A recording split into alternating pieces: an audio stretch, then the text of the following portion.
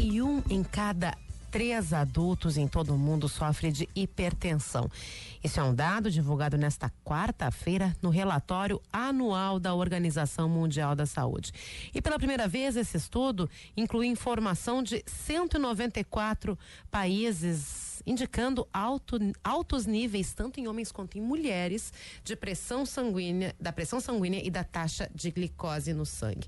A gente vai conversar com o médico cardiologista do Hospital Mãe de Deus, Dr. Daniel Souto Silveira. Doutor Daniel, muito bom dia.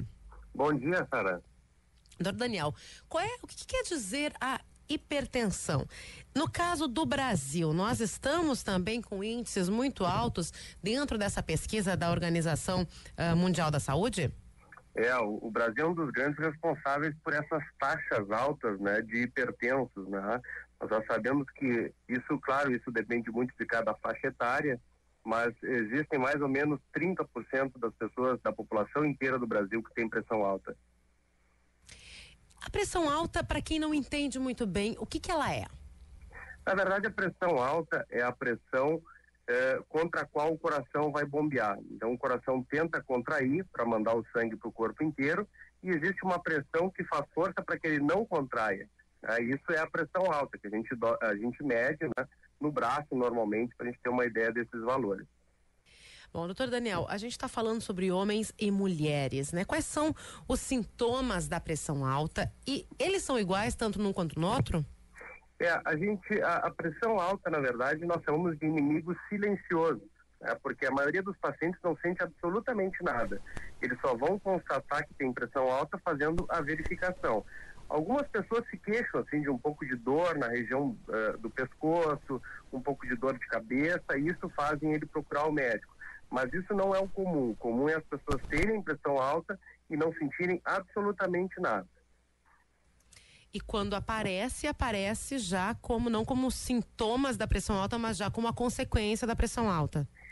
Na maioria das vezes, se o paciente não procura o médico regularmente, a gente só vai fazer esse diagnóstico quando existe um dano renal, ou o paciente já teve um infarto, ou o paciente já teve um derrame, né, um acidente vascular cerebral. Então aí já é tarde, né? O ideal é que as pessoas vão regularmente no médico e verifiquem essa pressão, né? Bom, o que mais pode causar essa pressão alta? Por exemplo, a nossa alimentação no Brasil, o excesso de sal, o fast food, o sedentarismo, são motivos para esse número? São motivos muito importantes, né? Tanto o excesso de sal quanto o excesso de gorduras na alimentação fazem com que a nossa pressão suba, né? A recomendação é que, se as pessoas querem ter uma pressão adequada e também controlar aqueles que são hipertensos, né? Porque isso é importante ressaltar que pressão alta não é igual a tomar remédio, né? Algumas vezes a gente consegue, só melhorando os hábitos de vida, controlar. Mas o ideal é que a dieta contenha bastante fruta, bastante verdura, azeite de oliva, né? E que se associe a outros hábitos de vida importantes aí para que a pessoa tenha um bom controle da pressão. Bom, qualquer exercício, sério, tem muita gente que diz assim, vou pra academia, quero, né, controlar minha pressão, quero manter minha saúde bem, mas vou lá e faço musculação. Aí outro diz, não, você tem que nadar, tem que correr, tem que fazer exercício aeróbico. Qual é a verdade nisso? A verdade é que a maioria dos estudos avaliou o exercício aeróbico, ou seja, caminhada, corrida, natação. Mas existem alguns estudos mais recentes dizendo que mesmo aquela atividade isométrica, como a musculação, também pode ajudar no controle da pressão, influenciando diretamente no controle do peso, né? Que também uma informação que essa pesquisa nos mostrou que as pessoas no mundo inteiro estão com peso muito acima do normal, né? Sim, com certeza. E isso também é uma situação, a gente está falando de homens e mulheres, mas crianças, dependendo da alimentação e do sedentarismo, podem sofrer com isso também, não podem? Pode, por incrível que pareça, né? A Sociedade Brasileira de Cardiologia orienta que acima dos 3 anos as crianças já têm a sua pressão aferida pelo pediatra, né? Então a gente tem que ficar de olho já a partir dos 3 anos de idade, porque existem crianças hipertensas. Então tem que verificar a pressão. Bom, o que mais o cardiologista acompanha nesse sentido, doutor Daniel Souto Silveira? Qual outras preocupações que eu posso não ter lhe perguntado, até porque eu sou leiga nesse assunto, mas que são importantes de se falar no caso da hipertensão? Na verdade, a primeira coisa, esse dado é um dado que corrobora o que a gente já tem estudado há muito tempo, né? Em 2010, inclusive, fizemos uma pesquisa aqui no Rio Grande do Sul e a gente viu que a partir dos 50 anos, mais ou menos metade das pessoas tinham pressão alta. Então, a gente está mais ou menos dentro dessa estatística mundial aqui também no Rio Grande do Sul.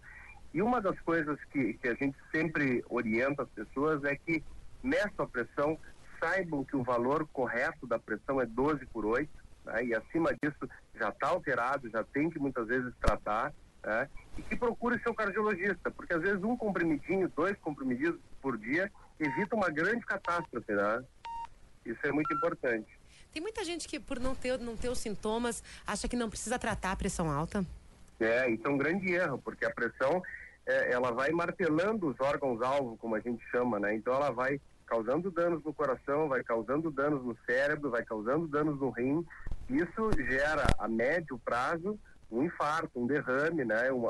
É uma das principais causas de que os pacientes vão a hemodiálise, né? A pressão alta. Então, só para a gente ter uma ideia da importância dessa doença. Bom, doutor Daniel Souto Silveira, que é médico cardiologista do Hospital Mãe de Deus. Bom, doutor Daniel Souto Silveira, digamos que a pessoa não se cuidou, teve um episódio de hipertensão, enfim, teve um infarto, alguma coisa. Mesmo depois de um episódio agudo, ela pode voltar a índices normais? Pode, muitas vezes, utilizando as medicações, na maioria das vezes, se o médico usa as medicações corretas, essa pressão vai parar nos eixos, né? Muitas vezes a gente recebe pacientes no consultório já desistindo, olha, eu tomo 2 tipos de remédio e a minha pressão continua 16. Basta a gente ser mais obstinado, né? E buscar essas metas que a gente consegue. Talvez com 1, talvez com 2, talvez com 3, muitas vezes com 5 medicações, mas se consegue. Perfeito, doutor Daniel Souto Silveira, que é médico cardiologista do Hospital Mãe de Deus, dando algumas dicas pra gente sobre a hipertensão. Doutor Daniel, um grande abraço, obrigada pela entrevista e pelas informações aqui, não só para mim, mas também para o ouvinte do Brasil na madrugada. Ok, muito obrigado e bom dia.